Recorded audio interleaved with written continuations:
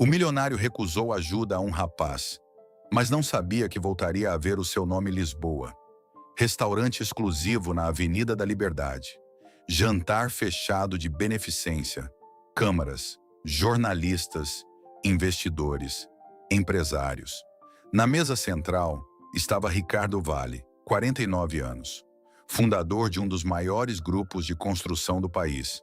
Fortuna, centenas de milhões.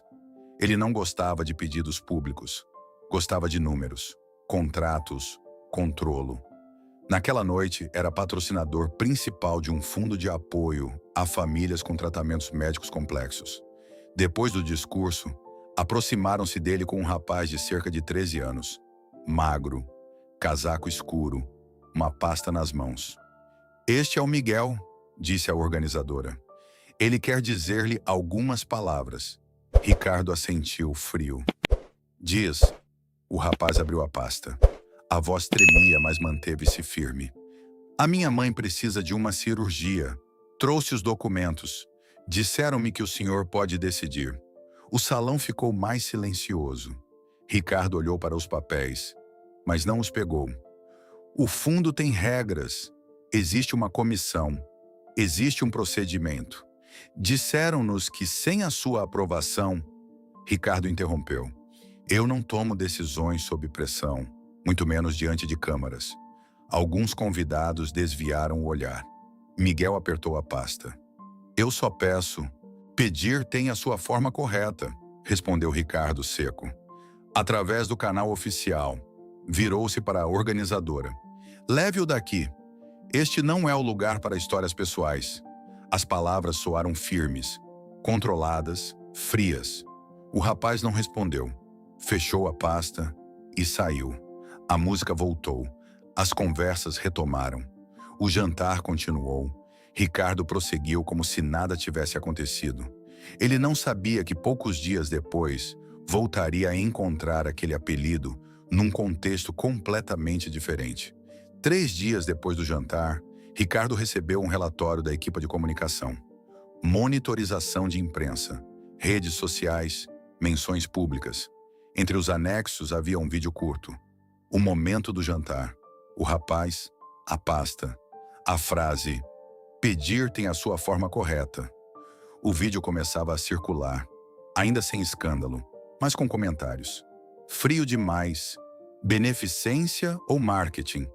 O rapaz não parecia manipulador. Ricardo fechou o tablet. "Nada de grave", disse ao diretor de comunicação. "Vai desaparecer." O diretor não tinha tanta certeza. "Pode crescer. Precisamos de posicionamento." "Posicionamento é fraqueza. Seguimos o regulamento." Ele acreditava nisso. O fundo tinha critérios. Comissão médica, processos claros. Emoções não faziam parte da estrutura. Nesse mesmo dia, entrou no seu gabinete um documento interno. Lista preliminar das empresas finalistas para um grande contrato público de infraestrutura hospitalar. Projeto estratégico, centenas de milhões, expansão nacional. A empresa de Ricardo era a favorita, mas havia um concorrente que começava a destacar-se. Grupo Norte Saúde e Construções.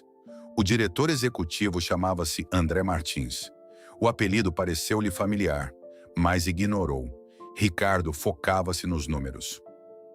Entretanto, o vídeo continuava a espalhar-se. Não como ataque, como dúvida. Alguns comentários traziam informação inesperada. "Este rapaz é filho de um médico que morreu em serviço." "A mãe trabalha no hospital público." Ricardo não lia comentários. Nunca leu. Para ele era apenas um episódio, um detalhe menor, uma distração mediática. Ele ainda não sabia que em poucos dias esse mesmo nome iria surgir oficialmente no dossiê do seu maior concorrente. Uma semana depois, o governo anunciou os 2 finalistas oficiais. O Grupo de Ricardo e o Grupo Norte Saúde e Construções. A decisão final seria tomada por uma comissão nacional. Para Ricardo, aquele contrato não era apenas financeiro, era estratégico. Ele preparara-se durante mais de um ano. Reestruturar equipas, reforçar a capital. Negociara antecipadamente com fornecedores. Perder significaria mais do que dinheiro. Significaria vulnerabilidade. Mandou preparar um relatório completo sobre o concorrente. O dossiê chegou no dia seguinte. Crescimento acelerado nos últimos 2 anos. Projetos sociais integrados. Parcerias com hospitais regionais. E no topo do documento, diretor executivo, André Martins. Ricardo parou. Martins. Ele abriu a secção biográfica. Filho de João Martins, médico falecido em serviço durante a emergência hospitalar. Ricardo ficou imóvel por alguns segundos. A memória surgiu. Notícia nacional. Médico que continuou a operar após um turno prolongado. Colapso cardíaco. Falecimento. O país comentara. A imprensa destacara o caso como exemplo de dedicação. Ricardo continuou a ler. Família, viúva, Helena Martins, filho, Miguel Martins. O nome atingiu-o com força. Miguel. Ele voltou ao início da ficha. Data de nascimento, idade, correspondia. O mesmo rapaz, a mesma pasta, o mesmo olhar. Ricardo fechou o relatório. Abriu novamente. Confirmou, não havia dúvida. O concorrente principal no contrato milionário era o irmão do rapaz que ele dispensara publicamente. Chamou o diretor do fundo. A candidatura da família Martins foi analisada? Sim, não entrou na lista prioritária. Faltava um parecer complementar. Houve contato posterior? Não. O regulamento não prevê acompanhamento adicional. O regulamento. A palavra voltou como eco. Ricardo levantou-se. Aproximou-se da janela do gabinete. Recordou o jantar. O silêncio. O seu tom. Ele não tinha recusado apenas um pedido. Tinha recusado ouvir. E agora aquele apelido estava ligado ao contrato mais importante do ano. Dentro dele surgiu algo novo. Não medo, mas consciência. 2 dias depois, realizou-se a apresentação oficial dos finalistas na Agência Nacional de Infraestruturas. Sala ampla, mesa longa, representantes do governo, consultores técnicos, observadores externos. Ricardo entrou com a habitual segurança. Ele dominava aquele tipo de ambiente. Dados, projeções, cronogramas. Poucos minutos depois entrou André Martins. Sem ostentação. Fato escuro simples. Postura firme. Cumprimentaram-se com formalidade. Boa tarde. Boa tarde. Sem tensão visível, mas com memória implícita. No fundo da sala, entre os representantes sociais convidados, Ricardo reconheceu Miguel. Não estava ali como pedinte. Estava como membro da equipa do projeto social do irmão. O contraste foi silencioso, mas forte. A apresentação do Grupo Norte Saúde Construções não foi agressiva. André falou de eficiência, mas também de integração comunitária, de requalificação hospitalar, de envolvimento das equipas médicas locais. Num determinado momento, um dos membros da comissão perguntou: como garantem responsabilidade social real e não apenas institucional? André respondeu com calma: não tratamos responsabilidade como anexo. Ela faz parte da decisão. Se um projeto ignora as pessoas, está incompleto. A frase ficou no ar. Ricardo sentiu que não era um ataque. Era uma posição. Quando chegou a sua vez, ele apresentou números sólidos, experiência comprovada, capacidade técnica superior. A sua proposta era forte, muito forte. Mas enquanto falava, sentia algo diferente. Já não via apenas um concorrente, via consequência. No final da sessão, a comissão anunciou que o resultado preliminar seria divulgado em 1 semana. Ao sair da sala, Miguel cruzou o olhar com Ricardo. Não havia desafio, não havia ressentimento. Havia maturidade precoce. Isso foi mais difícil de suportar do que qualquer acusação. Ricardo percebeu que, independentemente do resultado, aquela história já tinha deixado marca e ainda estava longe de terminar. Ricardo voltou para o escritório em silêncio. A equipe aguardava notícias, expectativa, confiança. Mas ele não sentia apenas expectativa, sentia peso. Mandou trazer novamente o processo do fundo. A candidatura da família Martins estava arquivada. Justificação. Documentação complementar não entregue dentro do prazo. Formalmente irrepreensível, mas incompleta. Ele chamou a diretora do fundo. Houve contato após a recusa? Não, seguimos os critérios. Poderíamos ter solicitado o documento em falta? Ela hesitou. Poderíamos, mas não era prática habitual. Prática habitual. Ricardo percebeu que, muitas vezes, a desumanização não nasce de maldade, nasce de hábito. No dia seguinte, um grande jornal econômico publicou uma reportagem. Título: Empresas finalistas para o maior projeto hospitalar do ano. A matéria destacava a trajetória de André, a história do pai médico, a continuidade familiar. Não mencionava diretamente o jantar, mas o contraste era inevitável. Ricardo leu o artigo até o fim. Não havia ataque, havia narrativa. E narrativas moldam reputações. Naquela noite, sozinho no gabinete, ele abriu novamente o vídeo do jantar. Desta vez sem som. Observou o próprio rosto, a postura, o gesto de afastar. Não havia raiva, havia frieza. E foi isso que mais o incomodou. Ele percebeu algo desconfortável. Não tinha recusado ajuda. Tinha recusado proximidade. Na semana seguinte, a decisão preliminar foi anunciada. O contrato seria atribuído ao Grupo Norte Saúde e Construções. Justificação oficial. Proposta técnica equilibrada, aliada à forte integração social. Ricardo recebeu a notícia sem reação visível. Mas dentro dele, algo se reorganizava. Perder o contrato era consequência. Perder a imagem de autoridade absoluta era transformação. Ele sabia que agora o verdadeiro teste não era externo, era interno. No mesmo dia da decisão, Ricardo recebeu uma chamada inesperada.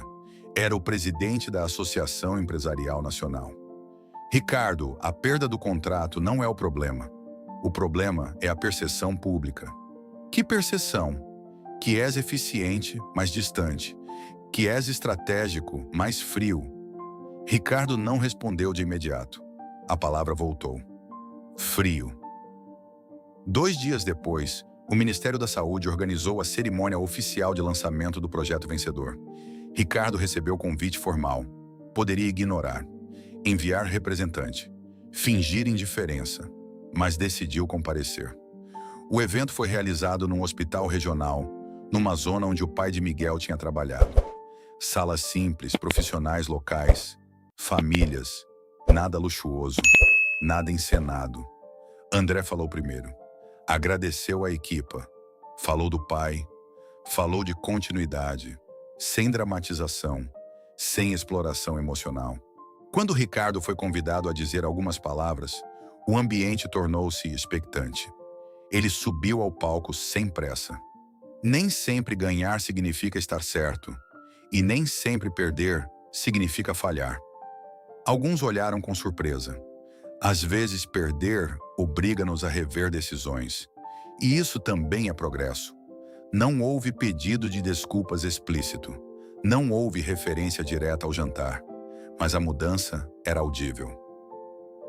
Após a cerimônia, no exterior do hospital, Ricardo aproximou-se de Miguel. Sem jornalistas, sem assessores. Recebi novamente o vosso processo no fundo. Miguel manteve postura tranquila. Não é preciso rever o passado. Não estou a rever o passado. Estou a rever procedimentos. Pausa. A cirurgia da tua mãe foi agendada. Conseguimos apoio de vários lados. Não havia acusação. Não havia agradecimento. Apenas factualidade. Isso foi mais forte do que qualquer confronto. Na viagem de regresso a Lisboa, Ricardo percebeu algo essencial. A maior perda não foi o contrato. Foi a primeira impressão que deixou naquele rapaz. E primeiras impressões raramente desaparecem totalmente. Os meses seguintes foram os mais silenciosos da carreira de Ricardo. Não houve escândalo, não houve crise pública, mas houve observação, mercado, investidores, colaboradores. Todos aguardavam para ver se a mudança era estratégica ou apenas temporária. Ricardo decidiu reformular completamente o fundo, não como resposta mediática, como estrutura. Criou um sistema de dupla verificação, obrigatoriedade de contato telefônico em todas as candidaturas recusadas, prazo especial para documentação complementar. A equipa resistiu no início. Vai atrasar processos, vai aumentar custos administrativos, vai aumentar justiça, respondeu ele. Essa palavra era nova no seu vocabulário corporativo. Num conselho interno, um dos administradores questionou: "Estamos a transformar o fundo numa instituição emocional." Ricardo respondeu sem elevar o tom: "Estamos a transformá-lo numa instituição responsável." A diferença parecia sutil, mas era estrutural. Enquanto isso, o Grupo Norte Saúde crescia. André ganhou notoriedade nacional. Foi convidado para painéis de ética empresarial, entrevistas, debates. Numa dessas entrevistas, perguntaram-lhe: "O senhor acredita que grandes empresários conseguem mudar?"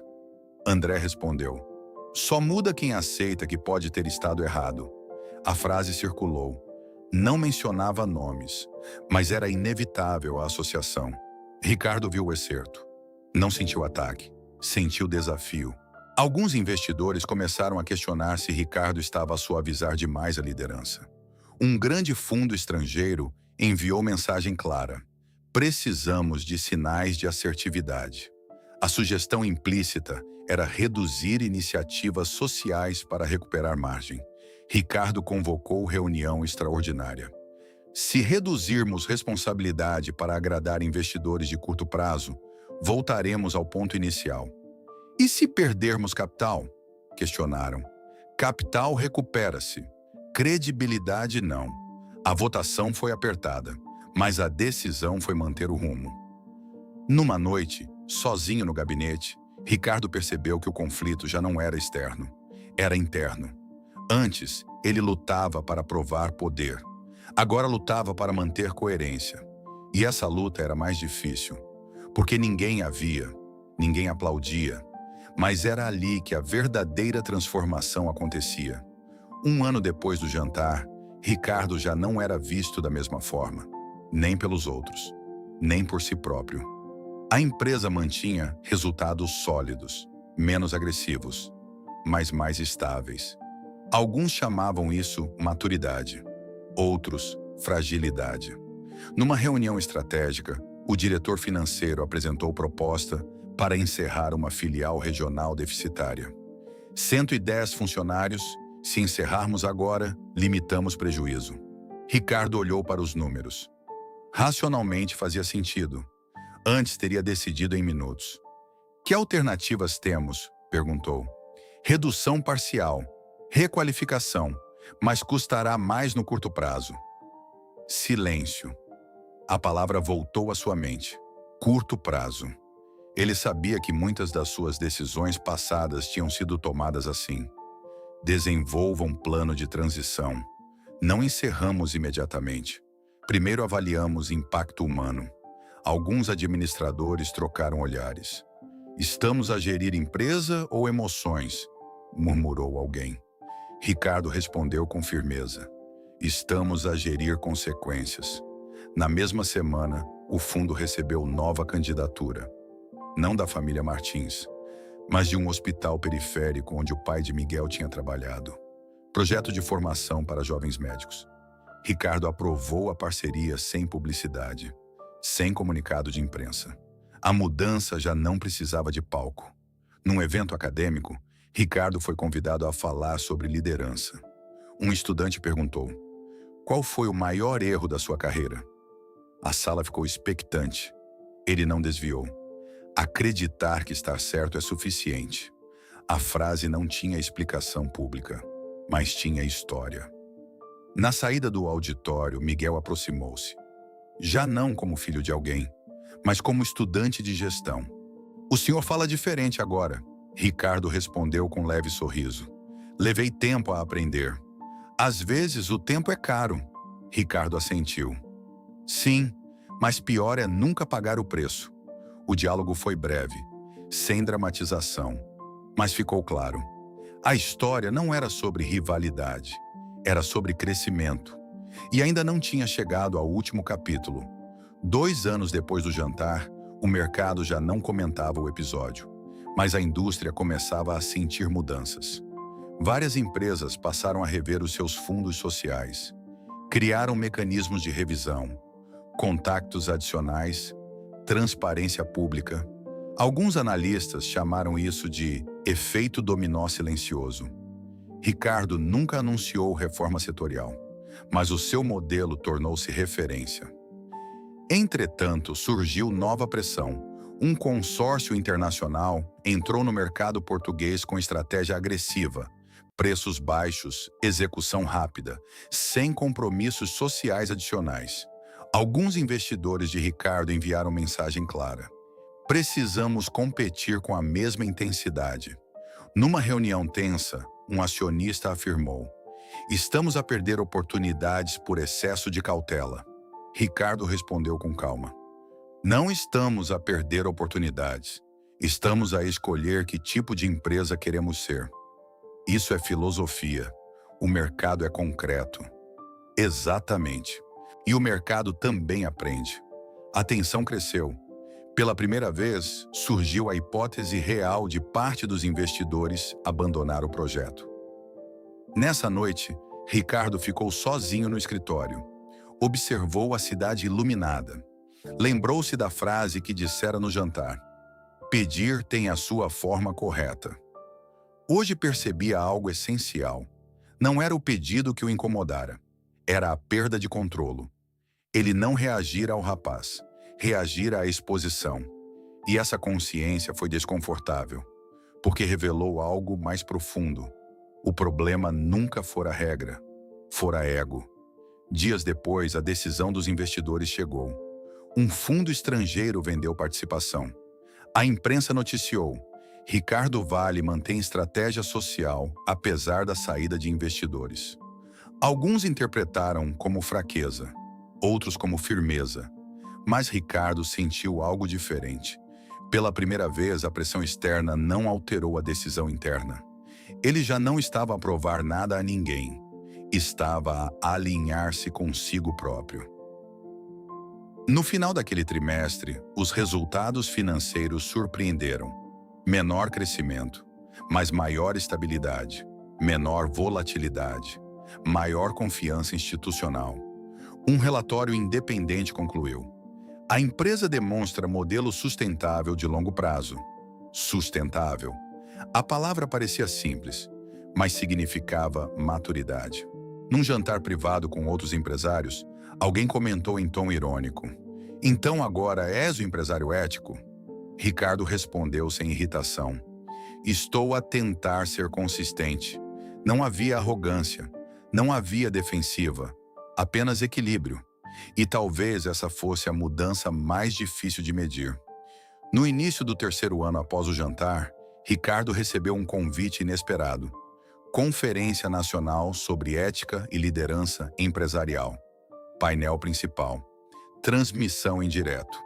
Entre os oradores estava também André Martins. A organização colocou-os na mesma mesa. Não como rivais, como exemplos de modelos distintos. A sala estava cheia. Empresários, estudantes, jornalistas. O moderador abriu a sessão com uma pergunta direta: o que significa liderança responsável num mercado competitivo? André respondeu primeiro. Falou de impacto social, de decisões que ultrapassam números, de legado, sem atacar, sem dramatizar. Quando chegou a vez de Ricardo, houve expectativa. Ele não utilizou slides, não mostrou gráficos. Liderança responsável começa quando aceitamos que decisões técnicas têm consequências humanas. A frase foi simples, mas pesada. O moderador insistiu: alguma decisão sua já teve consequências inesperadas? Ricardo fez uma pausa visível. Sim, e foi necessária para que eu aprendesse. A sala ficou silenciosa. Ele não mencionou nomes, não recontou o episódio, mas todos entenderam que havia história por trás. Após o painel nos bastidores, Ricardo e André ficaram alguns minutos a sós. Nunca imaginei que estaríamos aqui assim, disse André. Nem eu, respondeu Ricardo. Mudaste. Tive de mudar. André observou-o por um momento. O importante é não mudar apenas quando dói. A frase ficou no ar. Ricardo compreendeu. Transformação verdadeira não pode depender apenas de crise. Algumas semanas depois, o Ministério anunciou um novo projeto hospitalar nacional. Desta vez não haveria concorrência isolada. Seria criado consórcio colaborativo entre empresas privadas e entidades regionais. O nome de Ricardo surgiu na lista de coordenação. O nome de André também, não como adversários, mas como parceiros técnicos. A notícia foi vista como simbólica. Dois empresários que representavam modelos distintos agora trabalhariam juntos. Ricardo leu o comunicado oficial com atenção. Não sentiu triunfo. Sentiu responsabilidade ampliada, porque agora não se tratava apenas da sua empresa. Tratava-se do padrão que ajudaria a definir. Nessa noite, ao fechar o gabinete, ele percebeu algo definitivo. O verdadeiro poder não está em decidir sozinho. Está em saber quando dividir decisão.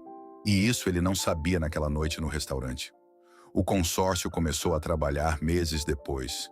Reuniões técnicas, visitas a hospitais, debates intensos sobre orçamento e prioridades. Ricardo e André divergiam em muitos pontos, mas agora divergência não significava confronto, significava construção. Num dos encontros discutia-se a alocação de recursos entre grandes centros urbanos e regiões periféricas. Financeiramente, concentrar investimento nas capitais era mais eficiente. André defendeu o oposto. O impacto real está nas regiões esquecidas.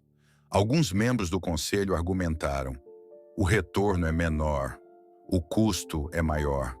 Ricardo ouviu atentamente. Antes teria escolhido o modelo mais rentável. Agora fez uma pergunta diferente. Se medirmos retorno apenas em números, o que estamos a deixar de medir? A sala ficou em silêncio. Ele sabia que aquela pergunta nunca teria sido feita por ele 3 anos antes. Mais tarde, numa pausa, Miguel aproximou-se novamente. Já trabalhava como assistente de projeto. Nunca pensei que veria vocês dois na mesma equipa, disse com leve sorriso. Ricardo respondeu: eu também não. Miguel olhou diretamente. Às vezes as pessoas só precisam de perceber o impacto do que dizem. Não houve acusação, mas houve verdade. Ricardo assentiu. E às vezes precisam de ouvir isso cedo. Durante aquele período, a empresa de Ricardo enfrentou um novo desafio. Um antigo projeto, iniciado anos atrás, voltou a ser questionado por associações locais. Reclamações sobre falta de diálogo comunitário. Era trabalho antigo, da fase mais agressiva da sua liderança. Alguns diretores sugeriram defesa jurídica imediata. Silenciar críticas. Proteger imagem. Ricardo escolheu caminho diferente. Convocou reunião pública, aberta, com representantes locais. Não para justificar, mas para ouvir. O encontro foi difícil. Houve críticas duras, memórias de decisões rápidas, sensação de imposição. Ele não interrompeu. Não se defendeu com números. No final disse apenas: podemos corrigir, e vamos corrigir.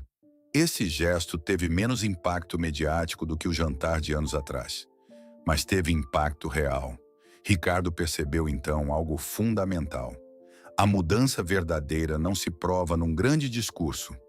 Prova-se na repetição diária de decisões coerentes. E essa repetição era o verdadeiro teste. 3 anos depois daquele jantar em Lisboa, a história parecia ter encontrado equilíbrio. O consórcio avançava. O novo centro hospitalar já estava em fase de estrutura. As equipas trabalhavam lado a lado, mas transformação real nunca é linear. Num final de tarde, Ricardo recebeu uma notificação inesperada. Um grande portal nacional republicara o vídeo antigo do jantar. Comparação direta com a sua recente palestra universitária. Título: Da frieza à responsabilidade. A evolução de Ricardo Vale. O vídeo voltou a circular, Milhares de visualizações, comentários divididos. Alguns diziam, mudou de verdade. Outros, só mudou porque foi pressionado. Ricardo assistiu ao vídeo inteiro, do início ao fim, sem desviar o olhar. Desta vez não sentiu vergonha, sentiu consciência. Ele já não precisava apagar aquele momento. Precisava aceitá-lo como origem. Na semana seguinte foi convidado para dar aula aberta numa universidade pública de Lisboa. Tema: Decisão empresarial e impacto humano. A sala estava cheia. Muitos jovens, alguns críticos, alguns admiradores. Uma estudante levantou a mão. O senhor acredita que uma única decisão pode redefinir uma carreira? Ricardo respondeu com honestidade. Pode redefinir uma consciência. A sala silenciou. A carreira pode recuperar, a reputação pode reconstruir-se. Mas a consciência é o que determina quem você será depois do erro. Outra pergunta veio em seguida. Se pudesse voltar atrás, o que faria diferente? Ele não hesitou. Ouviria primeiro, responderia depois. Simplicidade absoluta, mas carregada de história. Ao sair da universidade, Miguel estava do lado de fora. Não por acaso, mas porque estudava ali agora. Vi a palestra, disse ele. Foi diferente da primeira vez que o ouvi falar. Ricardo sorriu levemente. Levei tempo, Miguel respondeu. Às vezes o tempo ensina. Às vezes ensina tarde. Não era provocação, era reflexão. Ricardo compreendeu que a memória nunca desapareceria totalmente, mas também percebeu algo novo. Ela já não era acusação, era referência. Naquela noite, sozinho no gabinete, Ricardo abriu o relatório anual da empresa. Crescimento moderado, reputação estável, projetos sociais ampliados. Mas o que mais o marcou não estava nos números. Estava numa frase do relatório externo. A liderança demonstra coerência entre discurso e prática. Coerência. Essa palavra não existia no vocabulário dele 3 anos antes. E talvez essa fosse a maior vitória silenciosa. Alguns meses depois, o novo centro hospitalar foi oficialmente inaugurado. Não houve luxo, não houve espetáculo. Profissionais de saúde, famílias locais, autoridades regionais. Ricardo ficou numa posição discreta. Não fez discurso longo, não procurou protagonismo. André falou sobre legado, sobre responsabilidade, sobre continuidade. No final da cerimônia, um grupo de jovens médicos percorreu as novas instalações. Entre eles estava Miguel, agora estagiário em gestão hospitalar, confiante, sereno. Ricardo aproximou-se. O teu pai teria orgulho, disse em tom baixo. Miguel não respondeu de imediato. Talvez, mas o mais importante é que agora o hospital funciona melhor. Não era sentimental, era prático. Isso tornou a resposta mais forte. Ricardo percebeu algo definitivo. O erro que cometeu não desapareceu, mas deixou de ser ponto final. Tornou-se ponto de partida. Naquela noite no restaurante, ele pensava que tinha poder. Hoje sabia que poder sem escuta é apenas ruído. E liderança sem consciência é apenas posição. O centro hospitalar funcionava. As pessoas eram atendidas, a vida seguia. E talvez fosse isso o verdadeiro significado de sucesso. 1 ano após a inauguração, um documentário empresarial foi lançado na televisão nacional. Tema: Empresas que aprenderam com os próprios erros. Ricardo foi convidado a participar. No programa, exibiram novamente o vídeo antigo do jantar.